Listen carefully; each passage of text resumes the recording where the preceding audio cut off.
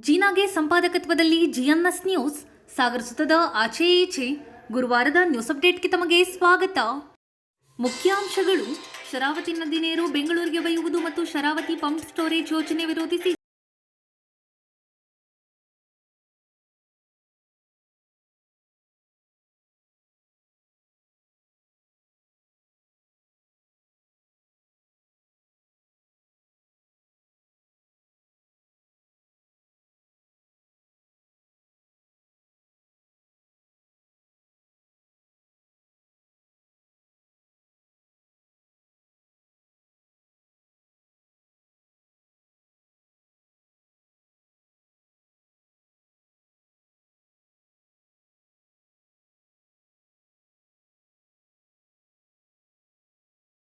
ಠಾಣೆ ಎದುರು ವಿವಿಧ ಸಂಘಟನೆ ಮತ್ತು ಗ್ರಾಮಸ್ಥರಿಂದ ಪ್ರತಿಭಟನೆ.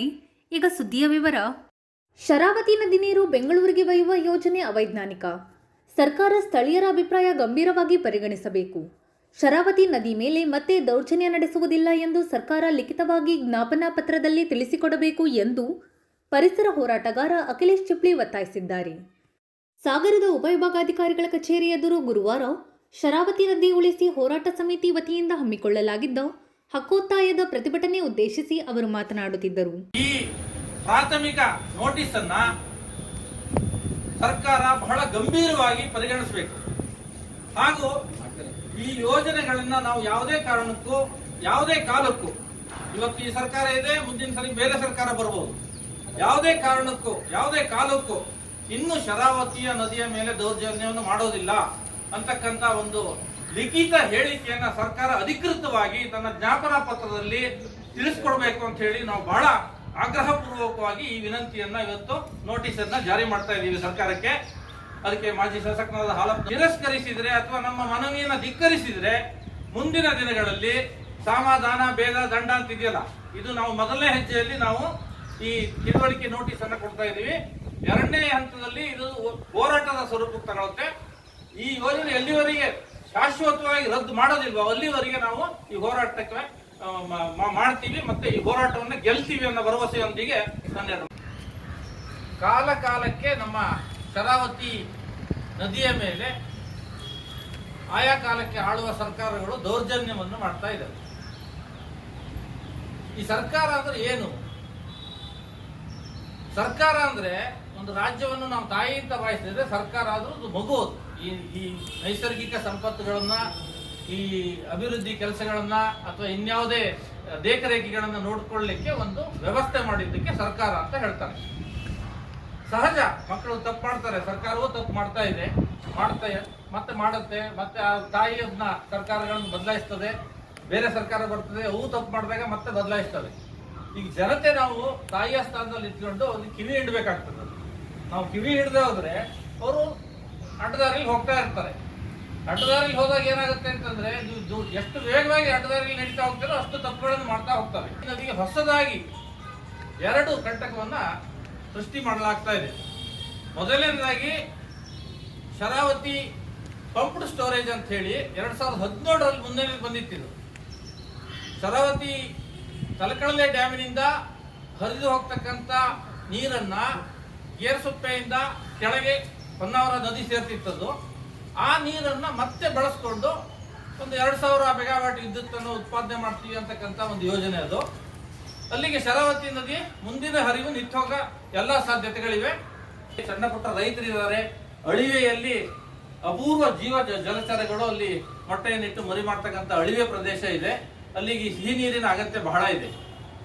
ಇದು ಯಾವುದನ್ನು ಪರಿಗಣಿಸದೆ ನಾವು ಬೆಂಗಳೂರು ಕೇಂದ್ರಿತವಾಗಿ ಮಾತ್ರ ಯೋಚನೆ ಮಾಡ್ತಾ ಬೆಂಗಳೂರಿಗೆ ಕರೆಂಟ್ ಬೇಕು, ಅಭಿವೃದ್ಧಿ ಕರೆಂಟ್ ಬೇಕು ಅಂತ ಹೇಳಿ ನಾವು ಈ ಅಮೂಲ್ಯವಾದ ಪಶ್ಚಿಮ ಘಟ್ಟದ ಕೇಂದ್ರ ಭಾಗ, ಅಂತ ಒಂದು ಪ್ರದೇಶ ಬಹುಶಃ ಬೇರೆ ಎಲ್ಲೂ ಇರ್ಲಿಕ್ಕಿಲ್ಲ ಪ್ರಪಂಚದಲ್ಲಿ. ಅಂತ ಪ್ರದೇಶವನ್ನ ಬರೀ ವಿದ್ಯುತ್ಗೋಸ್ಕರ 2000 ಮೆಗಾವಾಟ್ ವಿದ್ಯುತ್ಗೋಸ್ಕರ ಹಾಳು ಮಾಡಕ್ಕೆ ಹೊರಟಿರೋದು ಬಹಳ ದೊಡ್ಡ ಅಪರಾಧ ಆಗುತ್ತಿದೆ. ಸರ್ಕಾರದ ಕಡೆಯಿಂದ ಬಹಳ ದೊಡ್ಡ ಅಪರಾಧ. ಇದನ್ನ ಬಹಳ ಈ 2 ಯೋಜನೆಗಳು ಅವೈಜ್ಞಾನಿಕವಾಗಿದೆ, ಅಸಮರ್ಪಕವಾಗಿದೆ, ಸಮಾಜಕ್ಕೆ ಹೊರೆಯನ್ನ ತರ್ತಕ್ಕಂಥ ಯೋಜನೆಗಳಾಗಿವೆ. ಇವನ್ನ ಈ ಯೋಜನೆಗಳನ್ನು ಮಾಡೋದ್ರಿಂದ ಯಾವುದೇ ನೇರವಾದ ಅಥವಾ ಪರೋಕ್ಷವಾದ ಲಾಭ ಯಾವ ಜನತೆಗೂ ಇಲ್ಲ, ಯಾವ ಪರಿಸರಕ್ಕೂ ಇಲ್ಲ. ಇದೆಷ್ಟು ಈ ನಮ್ಮ ಅಮೂಲ್ಯ ಪಶ್ಚಿಮ ಘಟ್ಟಗಳನ್ನ ನಾಶ ಮಾಡ್ತಕ್ಕಂಥ ವಿಚಿತ್ರಕಾರಕ ಯೋಜನೆಗಳು ಆಗಿವೆ.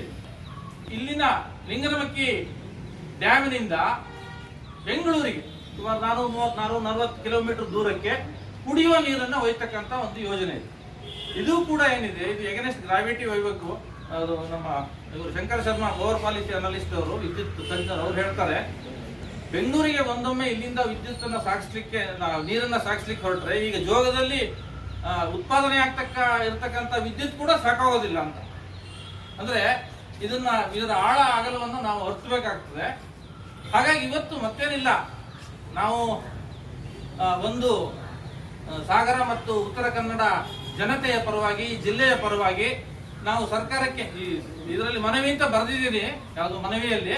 ಆದ್ರೆ ಇದು ನೋಟಿಸ್, ಇದು ಸರ್ಕಾರಕ್ಕೆ ಒಂದು ಪ್ರಾಥಮಿಕ ನೋಟಿಸ್. ನೋಡ್ರಪ್ಪ, ನೀವು ದಯವಿಟ್ಟು ಈ 2 ಯೋಜನೆಗಳನ್ನ ತಗೋಬಾರ್ದು, ಇದರಿಂದ ಇಷ್ಟಿಷ್ಟು ತೊಂದರೆಗಳಾಗ್ತವೆ, ಇದಕ್ಕೆ ಬೇರೆ ಪರ್ಯಾಯ ಮಾರ್ಗಗಳಿದಾವೆ, ಅದನ್ನು ಕೂಡ ನೀವು ಸರ್ಕಾರ, ಆಳುವ ಸರ್ಕಾರ ಇವತ್ತು ಚರ್ಚೆಗೆ ಬಂದ್ರೆ ನಾವು ಚರ್ಚೆಗೆ ತಯಾರಿದ್ದೀವಿ. ಇಲ್ಲೇ AC ಆಫೀಸ್ ನಲ್ಲೇ ಬೇಕಾದ್ರೆ ಕೂತ್ಕೊಂಡು ಅರಣ್ಯಾಧಿಕಾರಿಗಳು ಬರಲಿ, ಜಲಸಂಪನ್ಮೂಲ ಇಲಾಖೆ ಅಧಿಕಾರಿಗಳು ಬರಲಿ, ಚೀಫ್ ಸೆಕ್ರೆಟರಿ ಅವರು ಬರಲಿ, ಯಾರು ಬೇಕಾದ್ರೂ ಬರ್ಬೋದು.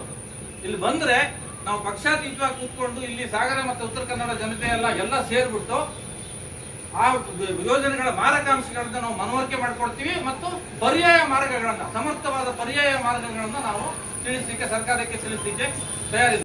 ಮಾಜಿ ಸಚಿವ ಹಾಗೂ ಬಿಜೆಪಿ ರಾಜ್ಯೋಪಾಧ್ಯಕ್ಷ ಹರತಾಳು ಹಾಲಪ್ಪ, ವಿಧಾನ ಪರಿಷತ್ ಮಾಜಿ ಸದಸ್ಯ ಪ್ರಫುಲ್ಲ ಮಧುಕರ್, ವಿದ್ಯುತ್ ಶಕ್ತಿ ತಾಂತ್ರಿಕ ಸಲಹೆಗಾರ ಶಂಕರ್ ಶರ್ಮಾ ಮಾತನಾಡಿ, ಇಲ್ಲಿ ಇರೋರಿಗೆಲ್ಲ ಮನದಟ್ಟಾಗಿದೆ. ಸಾಕಷ್ಟು ಇದ್ರ ಬಗ್ಗೆ ಅಧ್ಯಯನಗಳು, ಲೇಖನಗಳು, ಮಾಧ್ಯಮದವರು, ಬುದ್ಧಿಜೀವಿಗಳು, ವಿಜ್ಞಾನಿಗಳು ಬರೆದಿದ್ದಾರೆ. ಹಾಗಾಗಿ ನಾವಿಲ್ಲಿ ನಮಗೆಲ್ಲ ಮನನ ಆಗಿದೆ, ಮನಸ್ಸಿಗೆ ಬಂದಿದೆ, ಇದು ತಪ್ಪು ಅನ್ನೋದು ಗೊತ್ತಾಗಿದೆ. ಇದನ್ನು ಮೇಡಮ್ ಹೇಳಿದಾಗೆ ನಾವು ಜನಸಾಮಾನ್ಯರಲ್ಲಿ ಜಾಗೃತಿ ಮೂಡಿಸೋದು ಈ ತಾಲೂಕಿನಲ್ಲಿ ಮತ್ತು ಪಕ್ಕದ ನಮ್ಮ ಜಿಲ್ಲೆ. ಆ ಥರ ಮಾಡಿ ಜನಾಭಿಪ್ರಾಯವನ್ನು ರೂಢಿಸಿ ಅಲ್ಲಿಗೆ ಹೋಗಬೇಕು. ಅದನ್ನು ಅವತ್ತೊಂದು ತೀರ್ಮಾನ ಆಗಿತ್ತು ಅಂತ ಕಾಣುತ್ತೆ. ನಾನು ಇಚ್ಛೆ ಅವತ್ತು ಮೊದಲ ಹಂತದಲ್ಲಿ ಹಚ್ಚೋಕೆ ಹಬ್ಬದ ಒಳಗೆ ಒಂದು ಮೆಮೊರಾಂಡಮ್ ಕೊಡಬೇಕು ಮತ್ತು ಸರ್ಕಾರವನ್ನು ಭೇಟಿ ಮಾಡಬೇಕು. ಸರ್ಕಾರದಲ್ಲಿರ್ತಕ್ಕಂಥ ಶಾಸಕರು ಮತ್ತು ಪ್ರಭಾವಿಗಳನ್ನು ಬಳಸಿಕೊಂಡು ಭೇಟಿ ಮಾಡಬೇಕಂತಾಗಿದೆ. ಅದು ಹಬ್ಬ ಬಂದು ಸ್ವಲ್ಪ ಮುಂದುವರಿತು. ಇವತ್ತು ಮೊದಲ ಹಂತವಾಗಿ ಮೆಮೊರಾಂಡಮ್ ಮನವಿ ಕೊಡೋದು, ಮನವಿ ಕೊಟ್ಟು ಸುಮ್ಮನೆ ಕೂತ್ಕೊಂಡ್ರೆ ಆಗೋದಿಲ್ಲ. ಇದು ಅಷ್ಟೇ ಪೇಪರ್ನ ಎಲ್ಲ ಮಾಧ್ಯಮದವರು ಸಪೋರ್ಟ್ ಮಾಡಿದ್ದಾರೆ, ಅವ್ರು ಮಾಡಿದ್ದಾರೆ. ಅದನ್ನು ನಾವು ಮಾಡಬೇಕಾದ ಕೆಲಸ ಮಾಡದೇ ಹೋದರೆ ಅದು ಸಕ್ಸಸ್ ಆಗೋದಿಲ್ಲ. ನಾವು ಜನಾಭಿಪ್ರಾಯ ಉಳಿಸ್ಬೇಕು, ಕಾಲೇಜುಗಳಿಗೆ ಹೋಗ್ಬೇಕು, ಸ್ಕೂಲ್ಗಳಿಗೆ ಹೋಗ್ಬೇಕು, ಹಳ್ಳಿಗೆ ಹೋಗ್ಬೇಕು, ಜನಸಾಮಾನ್ಯರಿಗೆ ಮನದಟ್ಟು ಮಾಡಬೇಕು ಮತ್ತು ನಮ್ಮದೇ ಆದ ಭಾಷೆಯಲ್ಲಿ ಒಂದಿಷ್ಟು ಮನದಟ್ಟು ಮಾಡಬೇಕು ಮತ್ತು ಪಕ್ಕದ ಜಿಲ್ಲೆಯವ್ರನ್ನು ವಿಶ್ವಾಸಕ್ಕೆ ಹೋಗಬೇಕು. ಅದನ್ನು ನೋಡೋಣ ಹೇಗೆ ಅಂತ. ಏನು ತೀರ್ಮಾನ ಮಾಡಿದ್ರು ಗೊತ್ತಿಲ್ಲ. ಆ ಕೆಲಸ ಜರೂರಾಗಿ ಜನರಲ್ಲಿ ಜಾಗೃತಿ ಮೂಡಿಸ್ತಕ್ಕಂಥ ಇಡೀ ಜಿಲ್ಲೆಯನ್ನು ವಿಶ್ವಾಸ ತಗೊಂಡು ನಾವು ವಿರೋಧ ಮಾಡುವಂಥ ಕೆಲಸ ಆಗಿದೆ. ಕೆಲವು ಆಡಳಿತದಲ್ಲಿರೋರು, ಸ್ವಲ್ಪ ಚುನಾಯಿತ ಪ್ರತಿನಿಧಿಗಳು ಗಮನ, ಹೆಚ್ಚು ಗಮನವನ್ನು ಇದ್ರ ಬಗ್ಗೆ ಹರಿಸ್ಬೇಕು. ಅಡ್ಡಗೋಡೆ ಮೇಲೆ ದೀಪ ಇಟ್ಟಾಗೆ ಮಾತಾಡಬಾರ್ದು. ನಾವು ಜನರ ಹತ್ರ ಹೋಗ್ಬಿಟ್ಟು ನಾವು ಇಷ್ಟೇ ಪೇಪರು ತೆಗೆದು ನಾವೆಲ್ಲ ಮಾಡಿದ್ದು ಲೇಖನಗಳು ಬರ್ತಾ ಇರ್ತದೆ, ಹೋಗ್ತಿರ್ತದೆ. ಅದು ಬಿಟ್ಟು ಮುಂದಿನ ಹಂತದಲ್ಲಿ ಜನರ ಹತ್ರ ಹೋಗಿ ಪ್ರತಿಭಟನೆ ಮಾಡ್ತಕ್ಕಂಥ ಕೆಲಸಕ್ಕೆ ಅದಕ್ಕೆ ನಿಗದಿತ ಸಮಯ ಹಾಕೋಣ. ಅದರೊಳಗೆ ಸರ್ಕಾರವನ್ನು ಸಂಪರ್ಕ ಮಾಡ್ತಕ್ಕಂಥ ಕೆಲಸವನ್ನು ಮಾಡೋಣ ಅಂತ ಹೇಳ್ತಾ, ಇದಕ್ಕೆ ಅದೊಂದೇ ಪರಿಹಾರ. ಇನ್ನೂ ವಿದ್ಯುತ್ ಪಂಪ್ ಸ್ಟೋರೇಜ್ ಪವರ್ ಪ್ರೊಡಕ್ಷನ್ ಮಾಡ್ತೀವಿ ಅಂತ ಹೇಳ್ತಾರೆ. ಅದೊಂದು ಹಾಸ್ಯಾಸ್ಪದ. ನೀವು ಈ ಭಾಷೆಯಲ್ಲಿ ಹೇಳಿದ್ರೆ ಅರ್ಥ ಆಗಲ್ಲ. ನಾವು ಹಳ್ಳಿಗೆ ಹೋಗಿ ಜನಕ್ಕೆ ಹೋಗಿ ಅಲ್ಲಿಯ ಜನಕ್ಕೆ ಹೋಗಿ ಇದು ಕರೆಂಟ್ ಉತ್ಪತ್ತಿ ಮಾಡೋದು 2000 ಮೆಗಾವಾಟ್. ಅದು ಉತ್ಪತ್ತಿ ಮಾಡೋಕ್ಕೆ ಖರ್ಚಾಗೋದು 2400 ಮೆಗಾವಾಟ್. ಯಾವ ಲೆಕ್ಕಾಚಾರ ಇದು? 2000 ಖರ್ಚು ಮಾಡಿ 2000 ಲಾಭ, 2400 ಆಗೋದವ್ರು ಅಡ್ಡಿಲ್ಲ. 2400 ಮೆಗಾವ್ಯಾಟ್ ವಿದ್ಯುತ್ತನ್ನು ಪ್ರೊಡಕ್ಷನ್ಗೆ ನೀರು ಎತ್ತಕ್ಕೆ ಉಪಯೋಗಿಸ್ತಾರಂತೆ. ಅದೇ ನೀರು ಕೆಳಗೆ ಬಿಟ್ಟು ಇನ್ನು 2000 ಮೆಗಾವ್ಯಾಟ್ ಉತ್ಪತ್ತಿ ಮಾಡ್ತಾರೆ. ಯಾವ ಥರ ಈ ಭಾಷೆಯಲ್ಲಿ ಜನಸಾಮಾನ್ಯರಿಗೆ ಹೇಳಿದ್ರೆ ಇದು ಒಂದು ವ್ಯವಸ್ಥಿತವಾದ ದುಡ್ಡು ಹೊಡೆಯೋ ಯೋಜನೆ. 8,000 ಕೋಟಿ ಅಂತ ಹೇಳಿದ್ದಾರೆ. ಟೆಂಡರ್ ಆಗಿದೆ, ಯಾವುದೋ ಒಂದು ಕಂಪ್ನಿಗೆ ಆಗಿದೆ. ಎಲ್ಲ ಪಾರ್ಟಿಯವರು ಹೆಚ್ಚು ಕಮ್ಮಿ ಅದರಲ್ಲಿ ಇರ್ತಾರೆ, ಒಪ್ಕೊಂಡಿದ್ದಾರೆ. ಎಲ್ಲ ಪಾರ್ಟಿಯವರು ಇರ್ತಾರೆ ನಮ್ಗೆ ಆಯಾ ಸಂದರ್ಭ ಬಂದಾಗ. ಇದು ಆ 8,000 ಕೋಟಿ ಅದು 16,000 ಕೋಟಿ ಆಗುತ್ತೆ ವಿದ್ಯಾರ್ಥಿ ನಾವು ನೋಡಿದ್ದೀವಿ ಸರ್ಕಾರ ಅದು ಆಗುತ್ತೆ. ಅದೇ 8,000 10,000 ಕೋಟಿನ ಈಗ ಪವರ್ ಪ್ರೊಡಕ್ಷನ್ ಮಾಡಲಿಕ್ಕೆ ಬೇರೆ ಬೇರೆ ಅದು ರಿನ್ಯೂವಬಲ್ ಎನರ್ಜಿ ಅಂತ ಹೇಳ್ತೀವಿ. ಅದು ಸೌದು ಹೋಗದೇ ಇರ್ತಕ್ಕಂಥದ್ದು ಅಂತ ಏನು ಹೇಳ್ತೀವಿ ಏನಂತ ಕನ್ನಡದಲ್ಲಿ ಸೋಲಾರ್ ಎನರ್ಜಿ ಮತ್ತು ವಿಂಡ್ ಮಿಲ್ ಸಕ್ಸಸ್ ಆಗ್ತಾ ಇದೆ ಆಗಿದೆ. ಅದು ರೇಟು ಕೂಡ ಕಮ್ಮಿ ಆಗಿದೆ. 10,000 ಕೋಟಿ ಖರ್ಚು ಮಾಡಿದ್ರೆ ನಾವು ರೈತರಿಗೂ ಸ್ವಲ್ಪ ಬಾಡಿಗೆ ಸಿಗುತ್ತೆ. ಬೇಕಾದಷ್ಟು ಡ್ರೈ ಲ್ಯಾಂಡ್ ಇದೆ ನಮ್ಮ ರಾಜ್ಯದಲ್ಲಿ ಮತ್ತು ಬೆಂಗಳೂರಿಗೆ ಹತ್ತಿರದಲ್ಲೇ ಇದೆ ಅದೆಲ್ಲ ಅಂತ ಭೂಮಿ ಕೂಡ ಪಾವಗಡದಲ್ಲಿ ಮಾಡಿ ಸಕ್ಸಸ್ ಆಗಿದ್ದೀವಿ. ನಮ್ಮ ಸರ್ಕಾರಗಳು ಕೆಲವು ಸರ್ಕಾರ ಸಕ್ಸಸ್ ಆಗಿದೆ. ಅದು ಬಿಟ್ಟುಬಿಟ್ಟು ಇಲ್ಲಿ ಬಂದು ಕಾಡು ಕಡಿದು ಹೊಂಡ ತೆಗೆದು ಚಾನಲ್ ಹಾಕಿ ನೀರು ಭೂಮಿ ಒಳಗೆ ಇಟ್ಕೊಂಡಿದ್ದೀವಿ ಅಂತ ಹೇಳ್ತಕ್ಕಂಥದ್ದು ಪ್ರಸ್ತುತ ಅದು ಹೇಳೋಕ್ಕೆ ಅಗತ್ಯ ಇಲ್ಲ. ಸಾಕಷ್ಟು ಬೆಳಕು ಮಾಧ್ಯಮದಲ್ಲಿ ಚೆಲ್ಲಿದ್ದೀವಿ. ಇನ್ನೂ ಆಗಬೇಕು. ಇದೇ ಥರ ನೀವು ಮೆಮೊರಾಂಡಮ್ ಇಲ್ಲೊಂದು ಕೊಡೋದು, ನಾಲ್ಕು ಡಿ ಸಿಗೆ ಒಂದು ಕೊಡೋದು, ಇನ್ನೊಂದು 15 ದಿನ ಬಿಟ್ಟು ಇನ್ನೊಂದು ಹೋಗಿ ಮುಖ್ಯಮಂತ್ರಿ ಕೊಟ್ಕೊಳ್ಳೋದು. ಮುಖ್ಯಮಂತ್ರಿಗಳ ಜೊತೆ ಸಭೆ ಆಗಬೇಕು. ಹೋಗೋದು ಅಲ್ಲಿ ಯಾರೋ ಮುಖ್ಯಮಂತ್ರಿ ಸಿಗ್ತಾರೆ ಸಿಗದಿದ್ರೆ ಇಲ್ಲ ಅಲ್ಲಿ ಯಾರೋ ಅಧಿಕಾರಿಗೂ ಅಥವಾ ಇನ್ಯಾರೋ ಮಂತ್ರಿ ಕೊಟ್ಕೊಳ್ಳೋದು. ಸುಮ್ಮನೆ ಅದೊಂದು ಫಾರ್ಮಾಲಿಟೀಸ್ ಆಗುತ್ತೆ. ಅದು ಮಾಡೋದಕ್ಕೆ ಬೇಗ ಮಾಡಿ ನಾವು ಕೇಳಿದ್ದೀವಿ ಅಂತ ಹೇಳೋದಕ್ಕೆ ಹೋರಾಟ ಒಂದು ರೂಪಿಸೋಣ. ಜನ ಹಳ್ಳಿಗೆ ಹೋಗೋಣ, ಕಾಲೇಜಿಗೆ ಹೋಗೋಣ, ಸ್ಕೂಲಿಗೆ ಹೋಗೋಣ. ಇಲ್ಲಿ ತುಂಬ ನೌಕರ ವರ್ಗದವ್ರನ್ನ ವಿಶ್ವಾಸ ತಗೋಣ, ವ್ಯಾಪಾರಸ್ಥರು ವಿಶ್ವಾಸ ತಗೋಣ. ಏನೇನು ಅನಾಹುತ ಆಗುತ್ತೆ ಅವ್ರಿಗೆ ಹೇಳ್ಬೇಕು. ಇಲ್ಲಿ ನಾವು ಹೇಳ್ಕೊಂಡ್ರೆ ಎಲ್ಲರಿಗೂ ಗೊತ್ತಾಗಿದೆ ನಾವು ಮಂದಟ್ಟು ಆಗೋದಿಲ್ಲ. ಹಾಗಾಗಿ ಅದರತ್ತ ಗಮನ ಕೊಟ್ಟರೆ ನಾವು ಇದು ಸಕ್ಸಸ್ ಆಗ್ತೀವಿ ಅಂತೇಳಿ ಈ ಸಂದರ್ಭದಲ್ಲಿ ಹೇಳ್ತೇನೆ. ಮತ್ತು ಇದನ್ನು ನಾವು ನ್ಯಾಯಾಲಯಗಳಲ್ಲಿ ಕೂಡ ಇದೆಲ್ಲ ಮಾಡಿಕೊಂಡು ಪ್ರಶ್ನೆ ಮಾಡಬೇಕು. ಹೋರಾಟವನ್ನು ಮಾಡಿಕೊಂಡು ಸಂಬಂಧಪಟ್ಟ ನ್ಯಾಯಾಲಯಗಳಲ್ಲಿ ಮತ್ತು ಪರಿಸರ ಇದೇ ಒಂದಿಷ್ಟು ನಮ್ಮಲ್ಲಿ ಬೇರೆ ಬೇರೆ ಯಾವ್ಯಾವುದಕ್ಕೂ ನಾವು ಹೋಗ್ತೀವಿ. ಇದ್ರ ಬಗ್ಗೆ ಹೋಗೋಣ, ಕೂಡ ಕೈ ಜೋಡಿಸ್ತೀವಿ ಅಂತ ಹೇಳಿ ಹೋರಾಟ ರೂಪಿಸೋದಕ್ಕೆ ಗಮನ ಕೊಡಬೇಕು ಎಂದು ನಮ್ಮ ಹೋರಾಟಗಾರ ಮುಖಂಡರಲ್ಲಿ ಮನವಿ ಮಾಡ್ತೀನಿ. ಇಲ್ಲಿ ಹೆಚ್ಚಾಗಿರೋದು ಬೆಂಗಳೂರಿಗೆ ಅಲ್ಲಿ ಕೆಲಸ ಮಾಡ್ತಿರೋರು, ಅಲ್ಲಿರೋ ಹುಡುಗರೆಲ್ಲ ನಮ್ಮವರೇ ಎಲ್ಲ, ಅಲ್ಲಿರೋ ಜನ ನಮ್ಮವರೇ. ಇವತ್ತು ಸ್ವಲ್ಪ ಯೋಚನೆ ಮಾಡ್ತಿದ್ದೆ ಹಾಗೆ. ಆದರೆ ನನಗೆ ಒಂದು ಸತಿ ಮೊನ್ನೆ ಈ ಕೇರಳದಲ್ಲೇ ಆಗಿರೋ ಅನಾಹುತ ನೋಡಿದ ಮೇಲೆ ನಾವು ನಿಜವಾಗ್ಲೂ ಪ್ರಕೃತಿಯನ್ನು ನಾವು ಹೇಗೆ ಅದ್ರ ಮೇಲೆ ಅತ್ಯಾಚಾರ ಮಾಡ್ತಿದ್ದೀವಿ ಅನ್ನೋದು ಅರ್ಥ ಆಯಿತು ನನಗೆ. ನಿಜವಾಗ್ಲೂ ನನಗೆ ದುಃಖ ಆಗ್ತದೆ. ಯಾಕಂದರೆ ಶರಾವತಿ ಮುಳುಗಡೆ ಅವ್ರದ್ದು ಸಮಸ್ಯೆ ಇನ್ನೂ ಪರಿಹಾರ ಮಾಡಲಿಲ್ಲ ಇಷ್ಟು ವರ್ಷಗಳಿಂದ. ನಮ್ಮ ಆಗಿನ ದಿನಗಳಲ್ಲಿ ಶಾಸಕರಿಗೆ ಬಹುಶಃ ಈ ಸಮಸ್ಯೆ ಪರಿಹಾರ ಮಾಡಬೇಕು ಅನ್ನೋದೇ ಅವ್ರ ತಲೆಗೆ ಹೋಗಿದ್ದಿಲ್ಲ. ಯಾಕಂದರೆ ಅವರ ಆಸೆ ಬಂದಾಗ ಇಲ್ಲಿ ಗೇಣಿ ಪರವಾದ ಹೋರಾಟ ನಡೀತಾ ಇತ್ತು. ಆದ್ದರಿಂದ ಆ ಸಮಸ್ಯೆಗಳನ್ನು ಅವರಿಗೆ ನೋಡ್ಕೊಳ್ಳೋಕ್ಕೆ ಸಾಧ್ಯ ಆಗದೆ ಇರ್ಬೋದು. ಇವತ್ತು ಕೂಡ ಶರಾವತಿ ಸಂತ್ರಸ್ತರು ಇನ್ನೂ ಅವ್ರ ಸಮಸ್ಯೆ ಪರಿಹಾರ ಆಗಿಲ್ಲ. ನಾನು ಮೊನ್ನೆ ಅಷ್ಟೇ CM ಅವರಿಗೆ ಭೇಟಿ ಆಗಿದಾಗ ಹೇಳಿದೆ, ನೀವು ಆ ಸಮಸ್ಯೆನೇ ಇನ್ನೂ ಪರಿಹರಿಸೋಕ್ಕಾಗ್ತಾ ಇಲ್ಲ, ಒಂದು ಪರ್ಮನೆಂಟ್ ಒಂದು ಕಮಿಟಿ ಮಾಡಿ ಅದಕ್ಕೆ. ಯಾಕಂದರೆ ಯಾವ ಯೋಜನೆಗಳು ಬಂದಾಗಲೂ ಜನ ಅನೇಕರು ನಿರಾಶ್ರಿತರಾಗ್ತಾರೆ. ಅವ್ರಿಗೆ ಏನು ವ್ಯವಸ್ಥೆ ಮಾಡಬೇಕು ಅನ್ನೋದ್ರ ಬಗ್ಗೆ ನಿಮ್ಮ ಪ್ರತಿನಿಧಿಯಾಗಿ ಒಂದು ಮಾಡೋಕ್ಕೆ ಪ್ರಯತ್ನ ಮಾಡಿ ಅಂತ ನಾನು ಅದೇ ಪರಿಹಾರ ಆಗಿಲ್ಲ. ಇನ್ನೊಂದು ನಮ್ಮ ತಲೆ ಮೇಲೆ ಇದನ್ನು ತಂದಾಗ್ತಿರೋದಂದ್ರೆ ನಿಜವಾದ ಅನ್ಯಾಯ ಮತ್ತು ಇದು ಪ್ರಕೃತಿಗೆ ವಿರುದ್ಧವಾದ ಯೋಚನೆ ಆಗುತ್ತೆ. ಯಾಕಂದರೆ ಈಗಾಗಲೇ ಕೊಯ್ನಾದಲ್ಲಿ ಅನೇಕ ಅರ್ಥವಾಟ್ಗಳು ಆಗ್ತಿರೋದಕ್ಕೆ ಕೊಯ್ನಾ ನೀರು ಸಂಗ್ರಹ ಕೂಡ ಒಂದು ಕಾರಣ ಅಂತ ಸೈಂಟಿಸ್ಟ್ಗಳು ಬಹುಶಃ ನಾನು ಆ ದಿಕ್ಕಲ್ಲಿ ನನಗೆ ಹೆಚ್ಚಿಗೆ ವಿಚಾರ ಗೊತ್ತಿಲ್ಲದೆ ಇರ್ಬೋದು, ಆದರೆ ಅದು ಒಂದು ಕಾರಣ ಅಂತ ಹೇಳ್ತಿದ್ದಾರೆ. ಇದು ಲಿಂಗನಮಕ್ಕಿಗೆ ಬೇರೆ ಥರ ಇದೆ ಅಂತ ಅನ್ಸಲ್ಲ. ಎಲ್ಲಿ ನೀರು ಹೆಚ್ಚು ಸಂಗ್ರಹ ಆಗುತ್ತೋ ಅದು ಅಲ್ಲಿ ಭೂಕಂಪದ ಒಂದು ಪಾಯಿಂಟ್ ಇರುತ್ತೆ ಅಂತ ಹೇಳ್ತಾರೆ. ಆದ್ದರಿಂದ ಇಷ್ಟಿದೆ. ಈಗ ಹೆಮ್ಮಿಯಲ್ಲೇ ಆ ಪ್ರಾಜೆಕ್ಟ್ ತಗೊಂಡ್ರೆ ಲಿಂಗನಮಕ್ಕಿ ಡ್ಯಾಮಿಗೆ ಎಷ್ಟು ಕೂಡ ಇದೆ. ಅದು ಈ ಥರ ನೀವು ಡೈನಮೈಟ್ಗಳು ಇದರಲ್ಲಿ ಇದೆಲ್ಲ ಇರಿಸಿ ಎಲ್ಲ ಮಾಡೋದ್ರಿಂದ ಭೂಮಿಯ ಪದರ ವೀಕ್ ಆಗಲ್ವಾ? ಇದು ಯಾವ ಸೈಂಟಿಸ್ಟ್ಗಳು, ಇದು ಸಾಮಾನ್ಯ ಜನರಿಗೆ, ನಾವು ಸೈಂಟಿಸ್ಟ್ಗಳಲ್ಲ, ನಾವು ಜನರ ಮಧ್ಯೆ ಓಡಾಡೋದು. ನಾವು ಹೀಗೆ ಒಂದು ಜನರಲ್ ನಾಲೆಡ್ಜಿಂದ ನಾವು ಹೇಳೋಕ್ಕೆ ತಯಾರಾಗಿದ್ದೀವಿ. ಸರ್ಕಾರ ಹೇಳೋಕ್ಕೆ ಸೈಂಟಿಸ್ಟ್ಗಳಿಲ್ವಾ ಅಥವಾ ಸರ್ಕಾರಗಳಿಗೆ ಇದನ್ನು ಕೇಳಿಸ್ಕೊಳ್ಳೋ ಕಿವಿ ಇಲ್ವಾ ನನಗೆ ಅರ್ಥ ಆಗ್ತಿಲ್ಲ. ಆದ್ದರಿಂದ ಈ ಶರಾವತಿ ಹೋರಾಟನ ಇವತ್ತು ಪ್ರೊಟೆಸ್ಟ್ ಮಾಡಿ ಇಲ್ಲಿ AC ಗೆ ಮನವಿ ಕೊಟ್ಟ ಮೂಲಕ ನಾವು ಏನೋ ದೊಡ್ಡ ಸಾಧಿಸ್ತೀವಿ ಅನ್ನೋ ಭಾವನೆ ನಮಗಿಲ್ಲ. ಇನ್ನು ಮುಂದೆ ಈ ಹೋರಾಟ ಯಾವುದೇ ದೊಡ್ಡ ಪ್ರಮಾಣದ ಹೋರಾಟವನ್ನು ನಾವೆಲ್ಲರೂ ಪ್ರತಿಜ್ಞೆ ಮಾಡಬೇಕು. ಶರಾವತಿಗಾಗಿ ನಾವು ಹೋರಾಟ ಮಾಡ್ತೀವಿ. ಶರಾವತಿ ನೀರು ಎಲ್ಲೂ ತಗೊಂಡು ಹೋಗೋಕ್ಕೆ ನಾವು ಬಿಡಲ್ಲ. ಅವರು ಅಖಿಲೇಶ್ ಹೇಳಿದಾಗೆ ಶರಾವತಿ ಟೈಲ್ರಿಸ್ ಮಾಡಿ ಈಗಾಗಲೇ 220 ಮೆಗಾವಾಟ್ ವಿದ್ಯುತ್ ಸಿಗ್ತಾ ಇದೆ ಅಲ್ಲಿ. ಈ ಅಳವೆ ಕೊಡಿಯಲ್ಲಿ ಇರುವಂಥ ಕೆಲವು ವೈವಿಧ್ಯಮಯವಾದ ಮೀನು ತಳಿಗಳಿರುತ್ತೆ. ಅದಕ್ಕೆ ಸಿಹಿ ನೀರೇ ಬೇಕಾಗತ್ತೆ, ಉಪ್ಪು ನೀರಲ್ಲಿ ಮಾಡೋಕ್ಕಾಗಲ್ಲ ಅಂತ ಅಳವೆ ಕೊಡಿಯಲ್ಲೇ ಅನೇಕ ಥರದ ಮೀನು ಸಂಸ್ಕೃತಿ ಕೂಡ ಇದೆ. ಅದನ್ನೆಲ್ಲ ನಾಶ ಮಾಡಿ ಬೆಂಗಳೂರಿನವ್ರಿಗೆ ನೀರು ಕೊಡಬೇಕು ಅನ್ನೋದು ಏನು ನಮ್ಮದು ಹಕ್ಕ, ನಮ್ಮದು ಕರ್ತವ್ಯ. ನಮ್ಮದು ಯಾವನ್ನ 4 ಜನ ದೊಡ್ಡ ದೊಡ್ಡ ಅಪಾರ್ಟ್ಮೆಂಟ್ ಕಟ್ಟೋರು, ದೊಡ್ಡ ದೊಡ್ಡ ಕಾಂಟ್ರಾಕ್ಟರ್ಗಳಿಗೆ ಅವ್ರಿಗೆ ಇನ್ನೂ ಅವ್ರು ಬೆಂಗಳೂರಿನಲ್ಲಿ ನಿಜ ಹೇಳಿದರೆ ಅಲ್ಲಿ ಬೆಂಗಳೂರಲ್ಲಿ ಅಪಾರ್ಟ್ಮೆಂಟ್ ಕಟ್ಟೋದು ನಿಲ್ಲಿಸ್ಬೇಕು ಇವರು. ಇನ್ನೂ ಕೆಲವು ಅಪಾರ್ಟ್ಮೆಂಟ್ಗಳಿಗೆ ನೀರು ಸಿಗ್ತಾ ಇಲ್ಲ. ಕಾವೇರಿ ಫಿಫ್ತ್ ಸ್ಟೇಜ್ ನಂಬ್ಕೊಂಡು ಅಪಾರ್ಟ್ಮೆಂಟ್ ಕಟ್ಟಿದ್ದಾರೆ, ನೀರಿಲ್ಲ. ನೀರು ಹೊರಗಡೆ ಟ್ಯಾಂಕರಿಂದ ನೀರು ತಗೊಳ್ತಾರೆ. ಆಮೇಲೆ ಇದಕ್ಕೆ ಶೌಚಾಲಯಕ್ಕೆಲ್ಲ ಶುದ್ಧೀಕರಿಸಿದ ನೀರನ್ನು ಕೊಡ್ತಾ ಇದ್ದಾರೆ. ಅವ್ರು ನೀರಿನ ವ್ಯವಸ್ಥೆ ಮಾಡಿದ್ರೆ ನೀವು ಯಾಕೆ ಕೊಡ್ತೀರಾ? ವಿರೋಧ ಮಾಡಬೇಕಾಗಿತ್ತು. ನಮ್ಮ ಹಕ್ಕಿದು, ನಮ್ಮ ನದಿ, ನಮ್ಮ ನೀರು. ನಿಜವಾಗ್ಲೂ ನಮ್ಮ ಸಾಗರದಲ್ಲೇ ನಾವು ಎಷ್ಟು ಕಷ್ಟ ಅನುಭವಿಸಿದ್ವಿ ನೀರಿಲ್ಲದೆ. ಏನೋ ಆ ಶರಾವತಿಯಿಂದ ಶಾಸಕರು ಒಂದಿಷ್ಟು ನೀರು ಇಲ್ಲಿ ತಂದಿದ್ದಕ್ಕೆ ಹೆಣ್ಮಕ್ಳಿಗೆ ಹೊಡ್ಕೊಂಡು ಅಷ್ಟು ದೂರ ಹೋಗ್ಬೇಕಾಗ್ತದೆ. ಆ ವ್ಯವಸ್ಥೆಯಲ್ಲಿ ನಾವಿರುವಾಗ ಬೆಂಗಳೂರಿಗೆ ನಾವು ಯಾಕೆ ನೀರು ಕೊಡಬೇಕು? ಹೌದು, ನಾವು ಸ್ವಾರ್ಥಿಗಳು, ನಾವು ಕೊಡಲ್ಲ. ಮುಂದಿನ ದಿನಗಳಲ್ಲಿ ಹೇಗೆ ಯಾವ ಥರ ಒಂದು ಇದರ ವಾತಾವರಣ ನಿರ್ಮಾಣ ಮಾಡ್ತೀರಾ? ಆದ್ರಿಂದ ಈಗ ಆಗಿರೋ ಕೇರಳದಲ್ಲಿ ಆಗಿರೋ ದುರಂತ ನೋಡಿದ್ರೆ ಇದು ಎಲ್ಲ ಈ ಥರ ಮಾಡುವಂಥ ಯೋಜನೆಗಳನ್ನು ಮಾಡೋರಿಗೆ ಈ ನಿಜವಾಗ್ಲೂ ಅಖಿಲೇಶ್ ಈ ಹೋಮ್ ಸ್ಟೇಟ್ ಆಗಿದೆ. ನಮ್ಮ ಜೀವ ವೈವಿಧ್ಯ ಉಳಿಸ್ಕೋಬೇಕಾಗಿದೆ. ಆ ಹೆಣ್ಣಿ ಎಂಥ ಥಿಕ್ ಫಾರೆಸ್ಟ್ ಏರಿಯಾ ಅದು.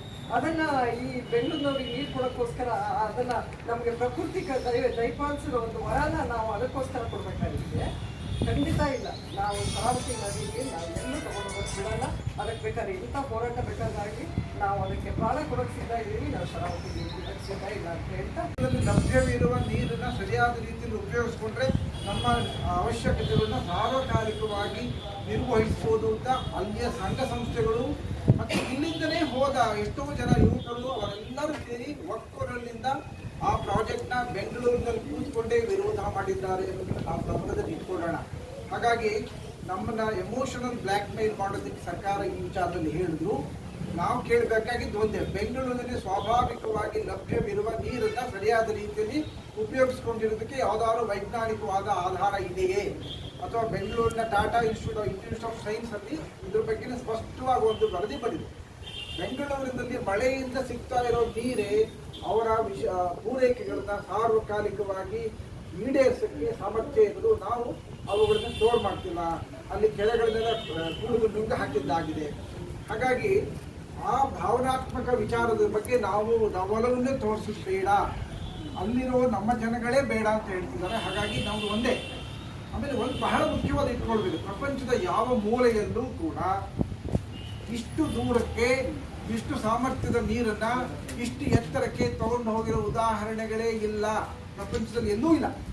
ಆದ್ದರಿಂದ ಇದು ಅವೈಜ್ಞಾನಿಕ ಅಲ್ಲ, ಸಾಧುವೂ ಅಲ್ಲ, ಆರ್ಥಿಕವಾಗಿಯೂ ಅಲ್ಲ, ಪರಿಸರದ ಹಿನ್ನೆಲೆಯಲ್ಲೂ ತಪ್ಪು.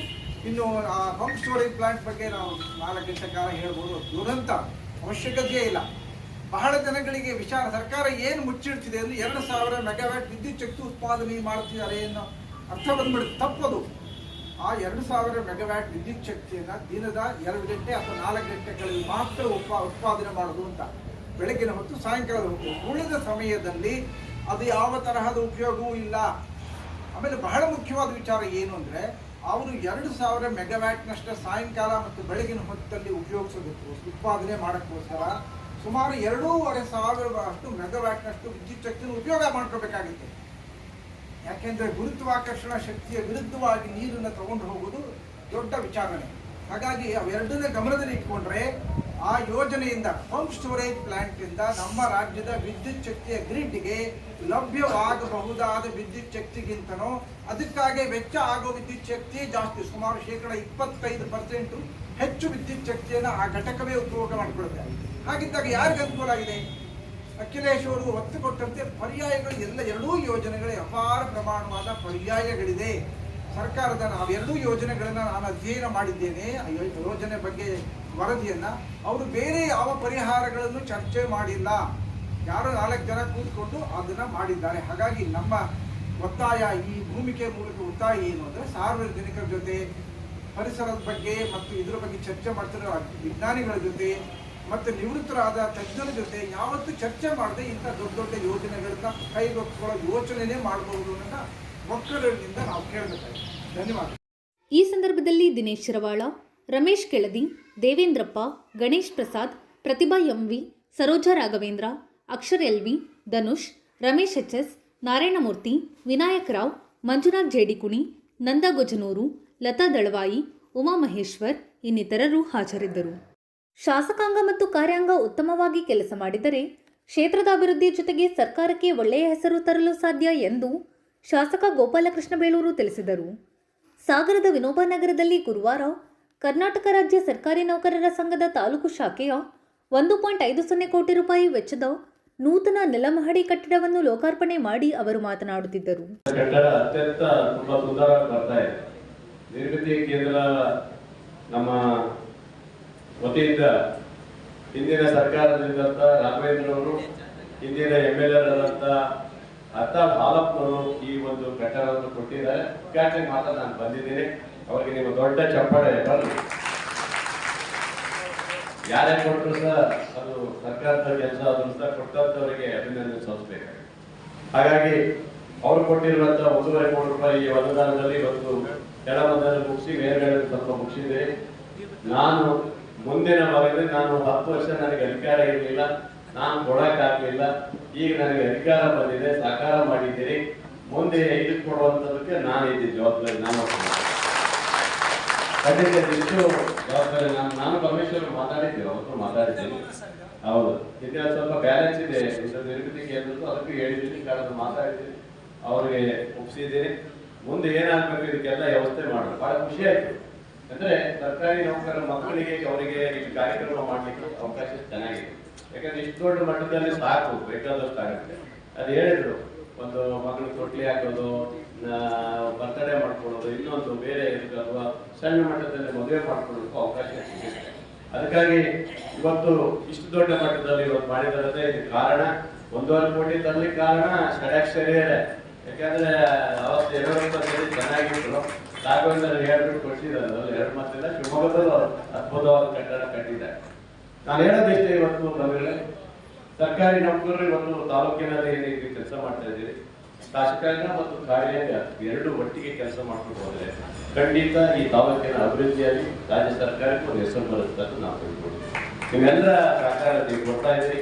ಇದ್ದೇ ಇರುತ್ತೆ ಒಂದು ಸ್ವಲ್ಪ. ಮೊನ್ನೆ ಯಾರೊಬ್ಬ ಅವನ ಹೆಸರು ಇಂಜಿನಿಯರ್, ಕೆಪಿಟಿಸಿ ಇಂಜಿನಿಯರ್, ನನ್ನ ಹೆಸರು ಹೇಳಿದ ತಾಯಿ ಅವನು ಯಾರು ಕೆಪಿಟಿದಲ್ಲಿ ಇದ್ದಾನೆ ಅಂದ್ರೆ ತಳಗುಪ್ಪದಲ್ಲಿದ್ದಾನೆ. ನಾನು ಫೋನ್ ಮಾಡಿಲ್ಲ, ಅವನ ನನ್ನ ಹತ್ರ ಗೊತ್ತಿಲ್ಲ, ನನ್ಗೆ ಕಡ್ಡಿಲ್ಲ, ಏನೂ ಇಲ್ಲ. MLA ಅಂತ ಹೇಳಿ ಒಂದು ಮಾತು ಹಾಕಿದ. ನನಗೆ ಆಶ್ಚರ್ಯ ಆಯ್ತು. ಇವಾಗ ಜಡ್ಜ್ ಸಾಹೇಬರು ಅವನ ಅರ್ಜಿನೇ ತಗೊಂಡಿಲ್ಲ, ಅವನು ಕಾಲು ಬಿಟ್ಬಿಟ್ಟಿದ್ದಾನೆ.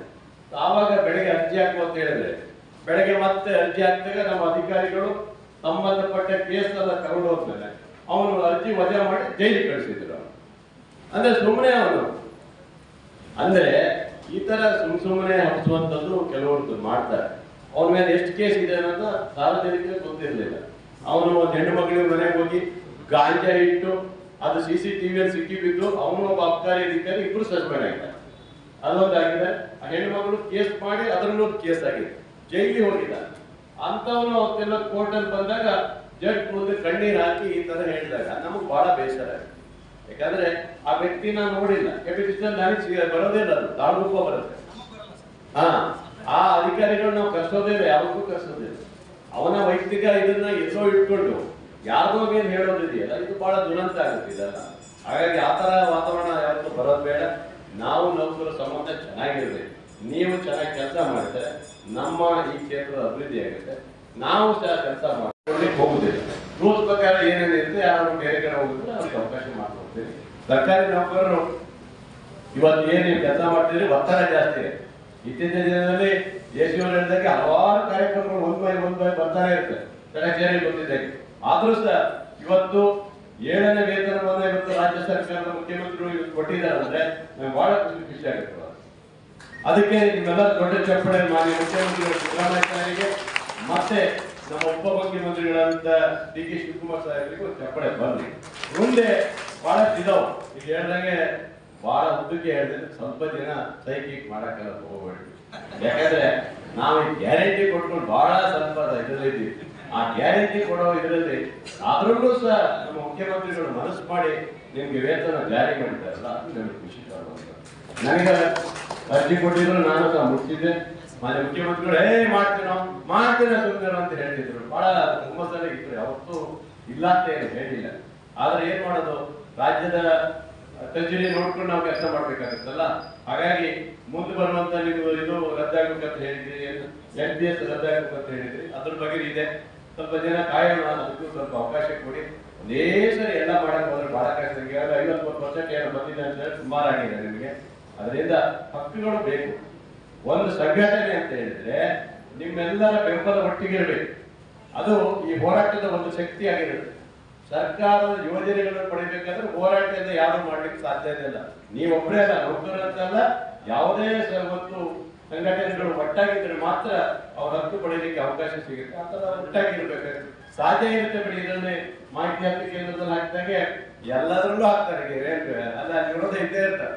ಏನು 5 ಗಂಟೆ ಒಂದೇ ತರ ಇಲ್ಲ, ಬೇರೆ ಬೇರೆ ಇದ್ದೇ ಇರ್ತಾರೆ. ಹಾಗಾಗಿ ಅದೇನು ತಲೆಕೆಡಿಸ್ಕೊಳಕ್ ಹೋಗ್ಬೇಡಿ.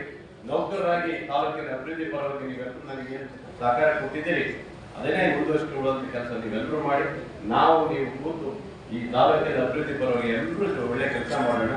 ಇವತ್ತು ಷಡಾಕ್ಷರಿ ಅವರು ಹೇಳಿದಾಗೆ ಸರ್ಕಾರಿ ನೌಕರರ ಸಂಘದ ರಾಜ್ಯಾಧ್ಯಕ್ಷ CS ಷಡಾಕ್ಷರಿ ಹಾಗೂ ಕಾರ್ಯಕ್ರಮದ ಅಧ್ಯಕ್ಷತೆ ವಹಿಸಿ ಮಾತನಾಡಿದ G ಪರಮೇಶ್ವರಪ್ಪ, ಅಟ್ಲೀಸ್ಟ್ ಇಲ್ಲಿ ಹತ್ರ ಇದ್ರೆ ಅನುಕೂಲ ಆಗ್ತದೆ ಅನ್ನೋದು ಯೋಚನೆಗಳಿದೆ. ಬಹುಶಃ ನಮ್ಗೆ ಇದೆಲ್ಲದಕ್ಕೂ ಕೂಡ ಯಾಕೆ ನಮ್ಮ ಪೂರ್ವವಾದ ಪೀಠಿಕೆಗಳನ್ನು ಹೇಳ್ತಾ ಇದ್ದೇನೆ ಅಂದ್ರೆ, ಬಹುಶಃ ಗೋಪಾಲ್ ಕೃಷ್ಣ ಬೇಲೂರವರು ಅಭಿವೃದ್ಧಿಯ ವಿಚಾರದಲ್ಲಿ ಸಾಕಷ್ಟು ತಲೆ ಕೆಡಿಸ್ಕೊಳ್ತಾರೆ. ಸೊ ಅವರು ಅಭಿವೃದ್ಧಿ ಅಂತ ಹೇಳಿದ್ರೆ, ಬಹುಶಃ ನಾನು ಹಿಂದೆ ಅವರು ಶಾಸಕರಿದ್ದಾಗಲಿಂದ ನಾನು ನೋಡ್ತಾ ಇದ್ದೆ, ಹಿಂದೆ ಬೋರ್ಡ್ ನಲ್ಲಿ ಇದ್ದಾಗಲೂ ಕೂಡ ಅವ್ರು ಯಾವ್ದೇ ಸಂದರ್ಭದಲ್ಲಿ ಪೇಪರ್ ಎಲ್ಲ ತೆಗೆದು ನೋಡಿದ್ರೆ ಆ ರಸ್ತೆ ಇರಲಿ, ಬಿಲ್ಡಿಂಗ್ ಇರ್ಲಿ, ಪೇಪರ್ ತುಂಬಾ ಯಾವ್ದು ಬರ್ತಾರೆ, ಸಾಗರದ ಬರೀ ಟೇಪ್ ಕಟ್ ಮಾಡಿದ್ದು, ಉದ್ಘಾಟನೆ ಮಾಡಿದ್ದೇ ಬರ್ತಾ ಇತ್ತು. ಸೊ ಅಂದ್ರೆ ಅವರು ಅಭಿವೃದ್ಧಿಯ ವಿಚಾರದಲ್ಲಿ ಹೊಸನಗರ ಮತ್ತೆ ಸಾಗರ ತಾಲೂಕಿನಲ್ಲಿ ಸಾಕಷ್ಟು ಇದರ ಹಿಂದಿನ ಅವಧಿಯಲ್ಲಿ ಅವರು ಕೆಲಸ ಮಾಡಿದ್ದನ್ನ ನೀವೆಲ್ಲರೂ ಕೂಡ ನೋಡಿದ್ದೇವೆ. ಬಹುಶಃ ಸಾಗರ ಹೊಸನಗರದಲ್ಲಿ ಒಳ್ಳೊಳ್ಳೆ ಕಟ್ಟಡಗಳು, ಒಳ್ಳೊಳ್ಳೆ ರಸ್ತೆಗಳು, ಮತ್ತೆ ಗ್ರಾಮೀಣ ಭಾಗದ ರಸ್ತೆಗಳಿರ್ಬೋದು, ಅಥವಾ ಡ್ರೈನೇಜ್ ಸಿಸ್ಟಮ್ಸ್ ಗಳಿರ್ಬೋದು, ವಾಟರ್ ಸಪ್ಲೈ ಫೆಸಿಲಿಟೀಸ್ ಗಳಿರ್ಬೋದು, ಶುದ್ಧ ಕುಡಿಯುವ ನೀರಿನ ಯೋಜನೆ, ಈ ತರದ ವಿಚಾರದಲ್ಲಿ ಅವ್ರು ಈಗ ತುಂಬಾ ಸಾಕಷ್ಟು ಕೆಲಸಗಳನ್ನ ಈ ವಿಧಾನಸಭಾ ಕ್ಷೇತ್ರದಲ್ಲಿ ಮಾಡಿದ್ದು ಕೂಡ ನಮ್ಗೆ ನೆನಪಿದೆ, ನಾವ್ಯಾರು ಕೂಡ ಮರ್ತಿಲ್ಲ. ಅದರ ಮುಂದುವರೆದ ಭಾಗವಾಗಿ ಸರ್ಕಾರಿ ನೌಕರಿ ಯಾವತ್ತೂ ಕೂಡ ಜನಪ್ರತಿನಿಧಿಗಳ ಜೊತೆ ವಿಶ್ವಾಸದಿಂದ ಮತ್ತೆ ಸಹೋದರ ಭಾವನೆಯಲ್ಲಿ ಮತ್ತೆ ಸಹಕಾರ ತತ್ವದಲ್ಲಿ ನಾವು ಕೆಲಸ ಮಾಡುವಂತ ವರ್ಗ. ಬಹುಶಃ ಶಾಸಕರೇನೋ ಅಧಿಕಾರಿಗಳು ನಿರ್ದೇಶನ ಕೊಡ್ತಾರೆ, ನೌಕರಿ ಕೊಡ್ತಾರೆ, ನಾವು ಚಾಚು ತಪ್ಪದೆ ಮಾಡ್ತೇವೆ, ಒಂದಿನ 2 ದಿನದಲ್ಲಾಗ್ಲಿ ಆ ಕೆಲಸಗಳನ್ನ ಮಾಡ್ತೇವೆ. ಅಂದ್ರೆ ಶಾಸಕಾಂಗ ಕಾರ್ಯಾಂಗ ಈ ಆಡಳಿತ ವ್ಯವಸ್ಥೆ ಎರಡೂ ಕೂಡ ಪ್ರಮುಖವಾಗಿರುವಂತ ಅಂಗ. ಇಲ್ಲಿ ಒಂದೇನಾದ್ರೂ ಕೆಲಸ ಮಾಡಲಿಲ್ಲ ಅಂದ್ರೆ ಅದು ಇಂಡೈರೆಕ್ಟ್ ಆಗಿ ಡೈರೆಕ್ಟ್ ಆಗಿ ನಾಗರಿಕರ ಮೇಲೆ, ಸಮಾಜದ ಮೇಲೆ ದುಷ್ಪರಿಣಾಮವನ್ನು ಬೀರುವಂತದ್ದು ನಮ್ಗೆಲ್ಲ ಕೂಡ ಗೊತ್ತಿದೆ.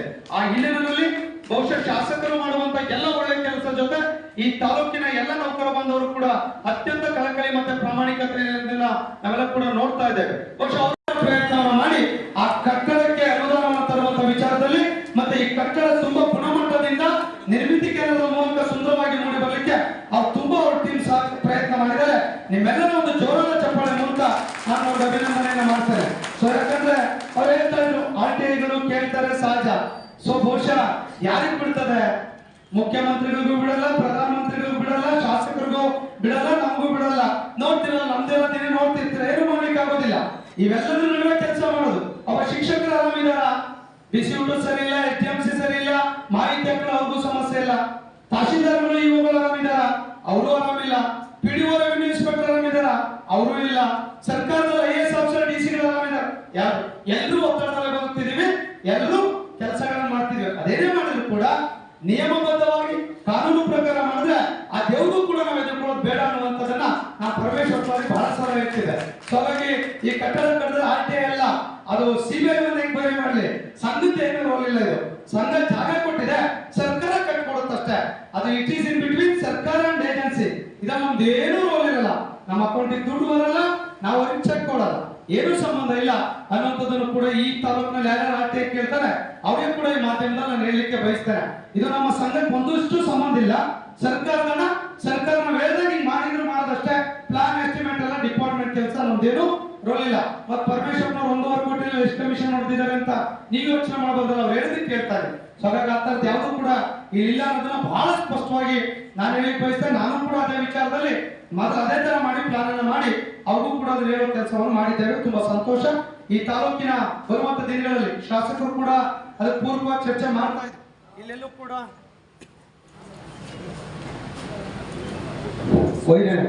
ಈ ತಾಲೂಕಿನಲ್ಲಿ ಒಂದು ಜಯಂತಿಗಳನ್ನು ಮಾಡಬೇಕು. ಆಗ್ಲೇ ಸಂಘವೇ, ಹಾಗಾಗಿ ಅದರ ಜೊತೆಗೆ ನಾನು ಈ ಸಂದರ್ಭದಲ್ಲಿ ಹೇಳಲಿಕ್ಕೆ ಬಯಸ್ತೇನೆ. ಸೊ ವಿಶೇಷವಾಗಿ ಹಾಗಂತ ಹೇಳಿ ಸಾರ್ವಜನಿಕರಿಗೆ ಮತ್ತೆ ಯಾರೇ ಬಡ ವರ್ಗದವರಿದ್ರೆ ಅವರಿಗೆ ಅತ್ಯಂತ ರಿಯಾಯಿತಿ ದರದಲ್ಲಿ ಈ ಕಟ್ಟಡವನ್ನು ಬಳಸ್ಕೊಳ್ಳೋದಕ್ಕೆ ನಮ್ಮ ಸಂಪೂರ್ಣವಾಗಿರ್ತಕ್ಕಂಥ ಸಹಕಾರ ಇದೆ. ಮತ್ತೆ ಯಾವುದೇ ನಮ್ಮ ಸರ್ಕಾರಿ ನೌಕರರ ಕಾರ್ಯಕ್ರಮಗಳು ನಡೆದ್ರೆ ರಿಯಾಯಿತಿ ದರಗಳಲ್ಲದೆ ಇಲ್ಲಿ ಬರೀ ಕ್ಲೀನಿಂಗ್ ಚಾರ್ಜ್ಗಳನ್ನು ಕೊಟ್ಟರು ಕೂಡ ಸಾಕು, ಈ ಕಟ್ಟಡವನ್ನು ಅವರಿಗೆ ನಾವು ಸಂಪೂರ್ಣವಾಗಿ ಬಿಟ್ಕೊಡೋದಕ್ಕೆ ಕಾರ್ಯಕ್ರಮಗಳನ್ನು ಮಾಡೋದಕ್ಕೆ ನಾವು ಸಿದ್ಧ ಇದ್ದೀವಿ. ಅದನ್ನು ನಮ್ಮ ಸಂಘದಲ್ಲಿ ರೆಸಲ್ಯೂಷನ್ ಅನ್ನು ಕೂಡ ನಾವು ಮಾಡ್ತೀವಿ. ಯಾರೇ ಬಡವರಾಗಿರ್ತಕ್ಕಂಥವ್ರು ಪಾಪ ಅತ್ಯಂತ ಕೆಳವರ್ಗದಲ್ಲಿರ್ತಕ್ಕಂಥ ಜನರು ಸೊ ಇಲ್ಲಿ ಕಾರ್ಯಕ್ರಮಗಳನ್ನು ಮಾಡಬಹುದು ಅನ್ನುವಂಥದ್ದನ್ನ ಈ ಸಂದರ್ಭದಲ್ಲಿ ಹೇಳಿಕ್ ಬಯಸ್ತೇನೆ. ಸೊ ಈ ಸಂದರ್ಭದಲ್ಲಿ ನಾನು ಕೆಲವರನ್ನ ಮತ್ತೆ ನೆನಪನ್ನ ಮಾಡಿಕೊಳ್ಳೇಬೇಕಾಗತ್ತೆ. ಈ ಕಟ್ಟಡವನ್ನ ನಿರ್ಮಾಣ ಮಾಡ್ತಾ ಇದ್ದೀವಿ ಅಂತ ಅಂದಾಗ ಸೊ ಇಲ್ಲಿ ಹಿಂದಿನ ಒಂದು ಕಟ್ಟಡವನ್ನ ಸಣ್ಣ ಕಟ್ಟಡವನ್ನ ನಿರ್ಮಾಣ ಮಾಡ್ಲಿಕ್ಕೆ ಹೊರಟಿದ್ವಿ ನಾವು. ಅಂತ ಸಂದರ್ಭದಲ್ಲಿ ಸನ್ಮಾನ್ಯ ಕಾಗೋಡು ತಿಮ್ಮಪ್ಪ ಸಾಹೇಬ್ರು ಅವತ್ತು ವಿಧಾನಸಭಾ ಅಧ್ಯಕ್ಷರಾಗಿದ್ರು. ಅವತ್ತು PD ಅಕೌಂಟ್ ನಿಂದ DC ಇಂದ 5 ಲಕ್ಷ ರೂಪಾಯಿಗಳನ್ನ ಮಂಜೂರಾತಿಯನ್ನು ಮಾಡಿಸಿದ್ರು. ಇಟ್ರೆ ಖಂಡಿತವಾಗಲು ಮುಂದೆ ಇರ್ತಕ್ಕಂಥ ನಮ್ಮ 2 ಸಮಸ್ಯೆಗಳು, ಒಂದು ಆರೋಗ್ಯ ಸಂಜೀವಿನಿ ಅಂತಕ್ಕಂಥದ್ದು, ನಗದರಹಿತ ಚಿಕಿತ್ಸೆಯನ್ನ ಜಾರಿಗೆ ತರ್ತಕ್ಕಂಥ ಒಂದು ಆದೇಶವನ್ನು ಮಾಡಬೇಕಾಗಿರ್ತಕ್ಕಂಥದ್ದು. ಹಾಗೇನೆ ಮತ್ತೊಂದು ಬಹಳ ಪ್ರಮುಖವಾಗಿರ್ತಕ್ಕಂಥದ್ದು NPS ಅನ್ನ ರದ್ದುಪಡಿಸ್ತಕ್ಕಂಥದ್ದು.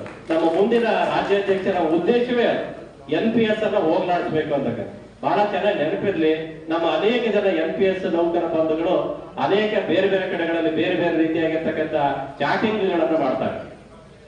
ಆ ಚಾಟಿಂಗ್ಗಳು ಉಪಯೋಗ ಆಗದೆ ಇರ್ತಕ್ಕಂಥ ಚಾಟಿಂಗ್ಗಳು. ಸೊ ಕೆಲಸವನ್ನ ಮಾಡ್ಬೇಕಲ್ಲ, ಕೆಲಸವನ್ನ ಮಾಡ್ಲಿಕ್ಕೆ ಒಬ್ಬ ನಾಯಕ ಬೇಕಾಗಿರ್ತಕ್ಕಂಥದ್ದು. ರಾಜ್ಯಾಧ್ಯಕ್ಷರಾಗಿರ್ತಕ್ಕಂಥ ಷಡಾಕ್ಷರಿ ಅವರು ಅದರ ನೇತೃತ್ವವನ್ನು ತೆಗೆದುಕೊಂಡಿದ್ದಾರೆ. ಮುಂದಿನ ದಿನಗಳಲ್ಲಿ ರಾಜ್ಯ ಸರ್ಕಾರದ ಸನ್ಮಾನ್ಯ ಮುಖ್ಯಮಂತ್ರಿಗಳು ಮತ್ತು ಉಪಮುಖ್ಯಮಂತ್ರಿಗಳ ನೆರವಿನಿಂದ, ನಮ್ಮೆಲ್ಲ ಶಾಸಕರುಗಳ ನೆರವಿನಿಂದ ಆ NPS ಅನ್ನು ಕೂಡ ಹೋಗಲಾಡಿಸುವಂತ ಕೆಲಸವನ್ನ ಮಾಡೇ ಮಾಡ್ತಾರೆ ಅನ್ನುವಂತ ವಿಶ್ವಾಸ ನಮಗಿದೆ. ಖಂಡಿತವಾಗ್ಲೂ ಅಂತಹ ಚಾಟಿಂಗ್ ನೌಕರರುಗಳೇನಿದ್ದಾರೆ ದಯಮಾಡಿ ಅವುಗಳನ್ನು ಮುಂದಿನ ದಿನಗಳಲ್ಲಿ ಬಿಡಿ. ರಾಜ್ಯ ಸರ್ಕಾರಿ ನೌಕರ ಸಂಘದಕ್ಕೆ ವಿಶ್ವಾಸ ಇಟ್ಕೊಡಿ, ಖಂಡಿತವಾಗಲೂ ಆ ಕೆಲಸ ಹಾಗೆ ಆಗುತ್ತೆ ಅಂತಕ್ಕಂಥ ಮಾತನ್ನ ನಿರ್ಮಿತಿ. ಉಪವಿಭಾಗಾಧಿಕಾರಿ ಯತೀಶಾರ್, ತಾಲೂಕು ಪಂಚಾಯಿತಿ ಕಾರ್ಯನಿರ್ವಹಣಾಧಿಕಾರಿ Gurukrishna Shenoy, Mohan Kumar, Papanna, Prasanna K, Satish TV, Basavanyappa, Malateshappa, V Chandrashekar, Lakshmi Bhagavat ಇನ್ನಿತರರು ಹಾಜರಿದ್ದರು. ಕಲಾಸಿಂಚನ ಶಿಕ್ಷಕರ ವೇದಿಕೆ ಸದಸ್ಯರು ಪ್ರಾರ್ಥಿಸಿದರು. ರಾಘವೇಂದ್ರ ಕುಮಾರ್ ಸ್ವಾಗತಿಸಿದರು. ಅಣ್ಣಪ್ಪ ಡಿಕೆ ವಂದಿಸಿದರು. ಸೋಮಪ್ಪ ಮತ್ತು ಲಕ್ಷ್ಮಣ್ ನಾಯಕ್ ಕಾರ್ಯಕ್ರಮ ನಿರೂಪಿಸಿದರು. ಸಾಗರ ತಾಲೂಕಿನ ಆನಂದಪುರಂ ಪೊಲೀಸ್ ಠಾಣೆ ಎದುರು ಬುಧವಾರ ರಾತ್ರಿ ದಾಸಕೊಪ್ಪ ಗ್ರಾಮಸ್ಥರು, ಜೈ ಭೀಮ್ ಸಂಘಟನೆ, ಪಾಂಡುರಂಗ ಯುವಕ ಸಂಘ ಹಾಗೂ ಕರ್ನಾಟಕ ಮಾದಿಗ ದಂಡೋರ ಸಮಿತಿ ವತಿಯಿಂದ ದಿಢೀರ್ ಪ್ರತಿಭಟನೆ ನಡೆಸಲಾಯಿತು.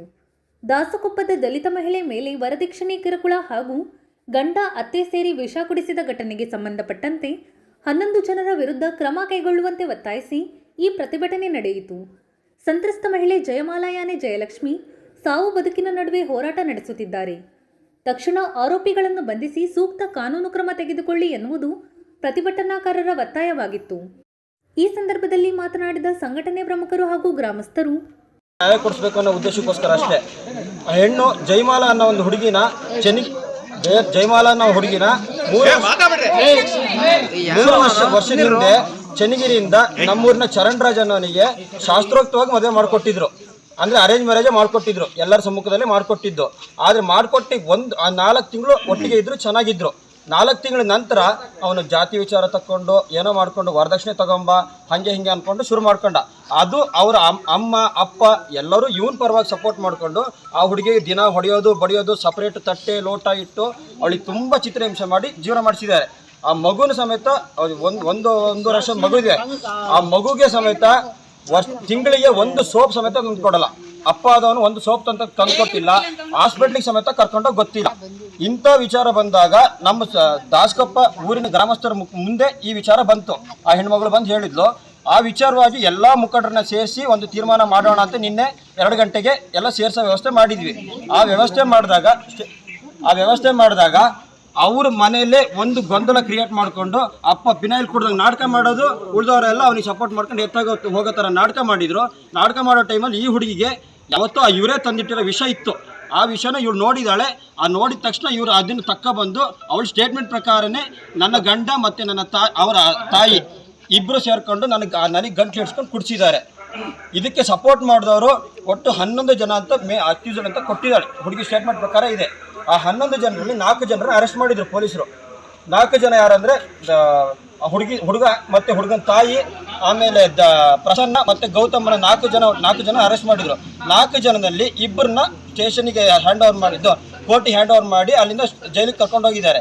ಇನ್ನಿಬ್ಬರನ್ನ ಸ್ಟೇಷನ್ ಬೇಲ್ ಮುಖಾಂತರ ಮನೆ ಕಳಿಸಿದ್ದಾರೆ.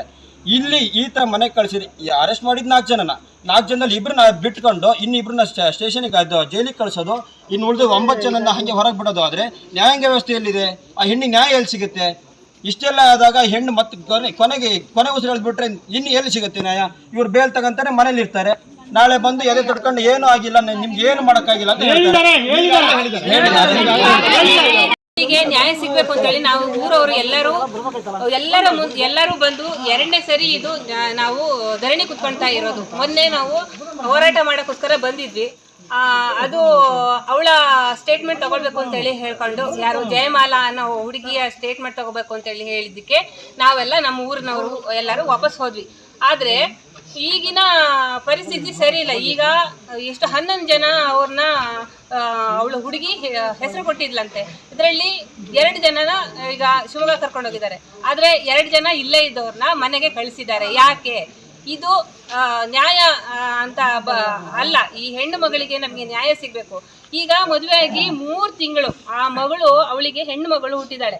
ಆ ಹೆಣ್ಣು ಮಗಳು ಹುಟ್ಟಿದ ಮೇಲೆ ಅವನು ಅಪ್ಪ ಆದವನು ಚರಣ, ಅವನು ಇವತ್ತಿನವರೆಗೂ ಆ ಮಗುನ ಎತ್ಕೊಂಡಿಲ್ಲ. ಆ ಮಗು ಕಷ್ಟ. ಈಗ ಇಷ್ಟು ವರ್ಷ, ಈಗ 1 ವರ್ಷ ಆಗಿದೆ ಮಗಳಿಗೆ. ಇಷ್ಟು ವರ್ಷಕ್ಕೂ ಹಾಗಾದ್ರೆ ಒಂದು ಜ್ವರ ಬರ್ಲಿಲ್ವಾ? ಹಾಗಾದ್ರೆ ಅಪ್ಪನಿಗೆ ಯಾವ ಅಧಿಕಾರನೂ ಇಲ್ವಾ? ಈಗ ಅವಳು ಒಂದೇ ಮನೆಯಲ್ಲಿ ಎಷ್ಟು ಜನ ಇದ್ದಾರೆ? ಸುಧಾಕರಣ ಇದ್ದಾರೆ, ಆಮೇಲೆ ಗಾಯತ್ರಕ್ಕ, ಆಮೇಲೆ 4 ಜನ, ಒಂದು ಪಾಪು. ಇಷ್ಟು ಜನ ಅವಳನ್ನ ಒಂದು ಮೂಲೆಗೆ ಇಡೋದು ಅಂದ್ರೆ ಈಗಿನ ಒಂದು ಸಮಾಜದಲ್ಲಿ ಈಗ ಸಮಾಜ ನ್ಯಾಯ ಇದೆಯಾ? ಒಂದು ಹೆಣ್ಣಿಗೆ ಬೆಲೆ ಎಲ್ಲಿದೆ? ಮೂಲೆಗೆ ಸೇರಿದ ಮೇಲೆ ಈ ಹೆಣ್ಣಿಗೆ ನ್ಯಾಯ ನಮಗೆ ಸಿಗ್ಬೇಕು. ಈಗ ಅವರಿಗೆ ಆ ಹುಡುಗಿಗೆ ಔಷಧಿಯನ್ನು ಕುಡಿಸಿ ಅವಳ ಹಾಸ್ಪಿಟ್ಲಿಗೆ ಅಡ್ಮಿಟ್ ಮಾಡ್ತಾರೆ. ಅವಳ ಆರೋಗ್ಯ ಇನ್ನು ಹೆಂಗಿರತ್ತೆ ಏನು ಅಂತೇಳಿ ಗೊತ್ತಿಲ್ಲ. ಮುಂದೊಂದು ದಿನ ಅವಳ ಪ್ರಾಣ ಹೋಗ್ಬೋದು ಅನ್ನೋ ಪರಿಸ್ಥಿತಿಯಲ್ಲಿ ಇದೆ. ಈಗ ನಾವು ನ್ಯಾಯ ಸಿಗ್ಬೇಕು.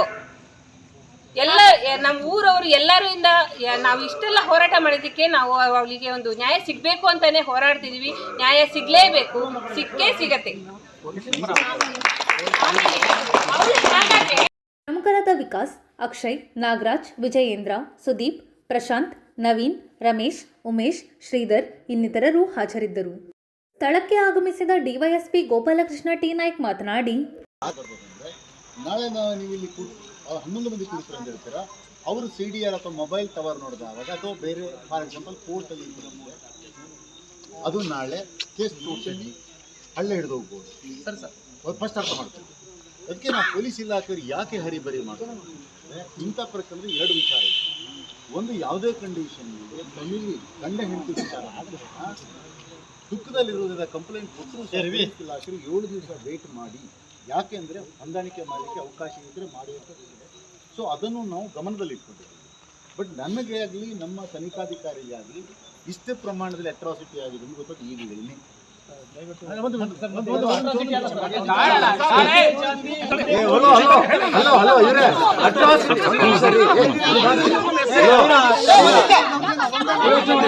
ಒಂದು ಕೇಳಿ, ಅಟ್ರಾಸಿಟಿ ಅನ್ನೋದು ನೋಡಪ್ಪ, ದೌರ್ಜನ್ಯಕ್ಕೆ ಅಟ್ರಾಸಿಟಿ ಅಂತ ನಾನು ಕನ್ನಡದಲ್ಲೇ ಮಾತಾಡ್ತೀನಿ.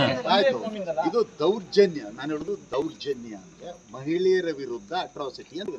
ಮಹಿಳೆಯ ವಿರುದ್ಧ ಆದಂತ ದೌರ್ಜನ್ಯ ಇರುವುದರಿಂದ ನಾನು ಮೊದಲೇ ಹೇಳೋದಲ್ಲ, ಮಹಿಳೆಯರಿಗೆ ರಕ್ಷಣೆ ಕೊಡಬೇಕಾದದ್ದು ನಮ್ಮದು ಡಬಲ್ ಕರ್ತವ್ಯ. ನಾವು 100ಕ್ಕೆ 100 ತಗೊಳ್ತೀವಿ, 13 ಅಲ್ಲ 20 ಆದರೂ ಅರೆಸ್ಟ್ ಮಾಡೇ ಮಾಡ್ತೀವಿ. ಅವ್ರು ಯಾವ ಕಾರಣಕ್ಕೂ ತಪ್ಪಿಸ್ಕೊಳ್ಳಿಕ್ಕೆ ಕೊಡೋದಿಲ್ಲ. ಆದರೆ ತನಿಖಾಧಿಕಾರಿ ಇರುವಂಥ ಫ್ಯಾಕ್ಟ್ ಆ್ಯಂಡ್ ಫಿಗರ್ ನೋಡಿ, ಇವತ್ತು ಏನು ಬರೀತಾರೆ, ಉದಾಹರಣೆಗೆ ನಾಳೆ 11 ಮಂದಿ ನೀವು ಅರೆಸ್ಟ್ ಮಾಡ್ತೀವಿ, 11 ಮಂದಿ ಹೋಗಿ ವಿಷ ಕೊಡ್ತೀರ ಅಂತ ಹೇಳಿ ನೀವು 4 ಮಂದಿ ಸಾಕ್ಷಿ ಮೇಲೆ ನಾವು ಕಳಿಸ್ಬಿಟ್ಟಿವಿ. ನಾಳೆ ಅದನ್ನು ಮತ್ತೆ ನಮಗೆ ಚೇಂಜ್ ಮಾಡಲಿಕ್ಕೆ ಆಗೋದಿಲ್ಲ. ನಾನು ಇವತ್ತೇನು ವರ್ಷನ್ ಕೊಟ್ಟಿದ್ದೀನಿ, ಅದ್ರ ಮೇಲೆ ನಾಳೆ ಇರಬೇಕಾಗ್ತದೆ. ನಾಳೆ ಅವ್ರು ಹೇಳ್ತಾರೆ ಇಲ್ಲ, ಅವನು ಈ ಸ್ಪಾಟಲ್ಲಿ ಇದ್ದಿಲ್ಲ, ಅವನು ಕೋರ್ಟಲ್ಲಿದ್ದ, ಒಬ್ಬ ಕೋರ್ಟಲ್ಲಿದ್ದ ಅಂತ ಹೇಳಿದ್ರು ತೊಂದರೆ ಆಗ್ಬೋದು. ಅದರಿಂದ ವಿಚಾರ ಮಾಡ್ತಾರೆ. ಬಟ್ ಇವತ್ತು ಒಂದು ದಿವಸ ನಮಗೆ ಟೈಮ್ ಕೊಡಿ. ನಾಳೆ ಮುಂಜಾನೆ ಅಥವಾ ನಮಗೀಗ ಏನಾಗಿದೆ, ಸ್ವಲ್ಪ ನಾವು ಗಣೇಶದಲ್ಲಿ ಬೀಸಿದ್ವಿ. ಆ್ಯಕ್ಚುಲಿ ನಾನು ಇದ್ರ ಸಲುವಾಗಿ ನೀವು ಜನ ಸೇರಿದ್ರೆ ಅಂತ ಬಂದೆ. ಯಾಕೆ ಬಂದೆ ಅಂದರೆ, ನೀವು ಜನ ಸೇರಿದ್ಕಂತಲ್ಲ, ನನಗೂ ಆ್ಯಕ್ಚುಲಿ ಖುಷಿ ಆಯಿತು. ಯಾಕಂದರೆ ಒಂದು ನಾವು ನಮ್ಮ ಮೂಲ ಉದ್ದೇಶನೇ ಇಷ್ಟೇ, ವೀಕರ್ ಸೆಕ್ಷನ್ನು ಮುಖ್ಯವಾಗಿ ಮಹಿಳೆಯರಿಗೆ ರಕ್ಷಣೆ ಕೊಡೋದು ನಮ್ಮ ಕರ್ತವ್ಯನೇ ಆಗಿದೆ. ಈಗ ಮಹಿಳೆಗೆ ದೌರ್ಜನ್ಯ ಆದದ್ದು ನಿಮ್ಮ ಮಾತುಗಳಿಂದ ಅರ್ಥ ಆಗ್ತಾ ಇದೆ, ನಾನು 100% ಅರ್ಥ ಆಗ್ತಾ ಇಲ್ಲಿ ಶಿಕ್ಷೆಯಿಂದ ಎಂಡ್ ಆಗಬೇಕು. ಮತ್ತು ಇವ್ರು ಕೊಟ್ಟಂಥ ರಿಮೈಂಡ್ ಅಪ್ಲಿಕೇಶನ್ ನೀವು ಹೇಳ್ತೀರಾ ನಾಳೆ ಜಾಮೀನು ವಕೀಲವಂತ ನೋಡಿ ಸರ್ ಇವನು ವಿಷ ಕುಡಿತ ಅಂತ ಹೇಳ್ತಾ ಇದ್ದಾರೆ, ಬಟ್ ಇವನು ಇಲ್ಲ ಅನ್ನೋದು ಒಂದೇ ಒಂದು ಕಾರಣದಿಂದ ಅಷ್ಟು ಮಂದಿಗೂ ಜಾಮೀನು ಆಗಬಹುದು. ಸೊ ಆ ಕಾರಣದಿಂದ ದಯವಿಟ್ಟು ನಮಗೆ ಸ್ವಲ್ಪ ಟೈಮ್ ಕೊಡಿ. ಆದರೂ ಸಹ ಈಗಲೇ ನೋಡಿ, ನೀವು ಒಂದು ಕೆಲಸ ಮಾಡಿ, ಈಗಲೇ ತನಿಖೆ ನಾಳೆ ಅನ್ನೋದಲ್ಲ, ಈಗ ತನಿಖೆ ಸ್ಟಾರ್ಟ್ ಮಾಡಿ. ಈಗಲೇ ತನಿಖೆಯಲ್ಲಿ 2 ರಿಂದ 3 ಮಂದಿ ತಗೊಳ್ಳಿ, ಮತ್ತು ಅವ್ರು 11 ಮಂದಿ ಯಾವ ಲೊಕೇಶನ್ ಇದ್ರು ಅಟ್ಲೀಸ್ಟ್ ಅಲಿಬಿ ಪ್ರೂವ್ ಆಗ್ಬೋದು. ಅಲಿಬಿ ಅಂದರೆ ಅವನು ಅಲ್ಲಿದ್ದ ಅನ್ನೋದನ್ನು ಫೋನ್ ಬೇಕಾಗಿಲ್ಲ, CDR 2 days 3 days ಆಗ್ಬೋದು. ಇವರಿಗೆ ಕೇಳಿ ಅಟ್ಲೀಸ್ಟ್ ಇಬ್ಬರು, ಹಾಂ ಸರ್ ನಾನು ಆ ಘಟನೆಯನ್ನು ಸಮಯ ಕೊಡೋದು, ಆ ಸಮಯದಲ್ಲಿ ಎಲ್ಲಿದ್ದರು ಅಟ್ಲೀಸ್ಟ್ ಮನೆ ನಿಯರ್ ಇದ್ದರೆ ಓಕೆ. ಸೆಕೆಂಡ್ ಥಿಂಗು, ಒಂದು ಮಹಿಳೆ ಬಂದಿದ್ದಾಳೆ, ಅವಳು ಭದ್ರಾವತಿ ಊರಿದೆ ಹೆಚ್ಚಾಗಿ. ಭದ್ರಾವತಿಯಿಂದ ಇಲ್ಲಿಗೆ ಬಂದು ಅವಳಿಗೆ ಆ ಕುಟುಂಬದ ಜೊತೆ ತನ್ನನ್ನು ರಕ್ಷಣೆ ಮಾಡ್ಕೊಳ್ಳೋದು ಭಾಳ ಕಷ್ಟ ಅಂತ ನನಗೆ ಗೊತ್ತಿದೆ. ಈವನ್ ಬರ್ಡನ್ ಆಫ್ ಪ್ರೂಫ್ ಆ ಕಡೆನೇ ಹೋಗ್ತದೆ. ಡಿವೈಎಸ್ಪಿ ಮನವೊಲಿಕೆ ನಂತರ ಪ್ರತಿಭಟನಾಕಾರರು ತಮ್ಮ ಪ್ರತಿಭಟನೆ ಹಿಂದಕ್ಕೆ ಪಡೆದರು. ಪೊಲೀಸರು ಪ್ರಕರಣಕ್ಕೆ ಸಂಬಂಧಪಟ್ಟಂತೆ ರಾತ್ರಿ ಇಬ್ಬರನ್ನು ವಶಕ್ಕೆ ಪಡೆದಿದ್ದಾರೆ. ಇದು ಗುರುವಾರದ ಸಮಗ್ರ ಸುದ್ದಿ. ನಿರಂತರ ಸುದ್ದಿಗಾಗಿ ನೋಡ್ತಾ ಇರಿ GNS ನ್ಯೂಸ್. ನಮಸ್ಕಾರ.